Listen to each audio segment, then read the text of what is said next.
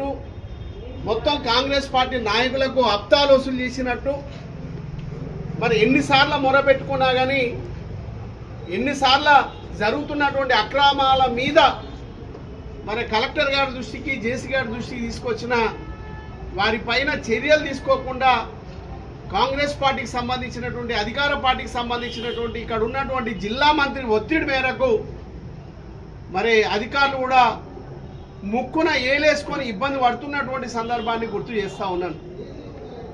ఏమనంటే మిల్లర్ల కాడికి పోతేనేమో అయ్యో జిల్లా మినిస్టర్ అయినటువంటి వ్యక్తి మా దగ్గర కోట్ల రూపాయలు లంచాలు తీసుకున్నారు, మరి ఏం చేయమని మిల్లర్లు ఆ విధంగా చెప్పి రైతుల ధాన్యాన్ని కట్ చేసి రైతులకు పొట్టగొడుతున్నటువంటి సందర్భాన్ని గుర్తు చేస్తున్నారు.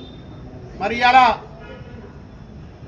ట్రక్ షీట్లలో 80 నుంచి 90% 8 quintal, 9 quintal, 10 quintal, 15 quintal cut చేయని ట్రక్ షీటే లేదు.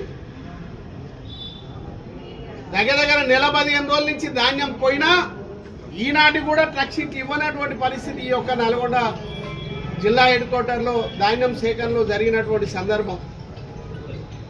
డిఎస్ఎంఎస్ ఉంటే వాళ్ళు సేకరించే ప్రతి చోట కూడా ఒక ఏజెంట్లను పెట్టుకొని బస్తాలకు ఒక్కొక్క బస్తా మీద లారీ వాళ్ళ దగ్గర, వాళ్ళ దగ్గర, వీళ్ళ దగ్గర ఒక్కొక్క బస్తా మీద 3 రూపాయలు, 4 రూపాయలు, 5 రూపాయలు అట్లా వసూలు చేయడం, లారీకి 5,000, 6,000, 10,000 రూపాయలు అట్లా ఫోన్పేలలో కొట్టించుకోవడం, తర్వాత 42.7 కిలోలు కట్ చేసుకోవడం, తర్వాత మళ్ళీ ట్రక్ షీట్లలో 10 క్వింటాలు కట్ చేయడం. ఇది డిసిఎంఎస్లో జరుగుతున్నటువంటి అంగచాట్లు, దొంగచాట్లు.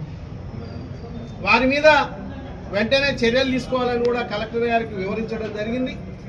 ఎక్కడైతే ఫ్రాడ్ అవుతుందో, ఎక్కడైతే అన్యాయం జరుగుతుందో రైతులకు, మరి వాటి మీద వెంటనే ట్రక్ షీట్లలో ఎక్కడైతే మోసం జరిగి రైతుకు తెలియకుండా ధాన్యాన్ని కట్ చేసిర్రో అవన్నీ కూడా రిటర్న్ వాళ్ళ డబ్బులు ఇప్పియాలనేది ప్రధానమైనటువంటి డిమాండ్ అని మీ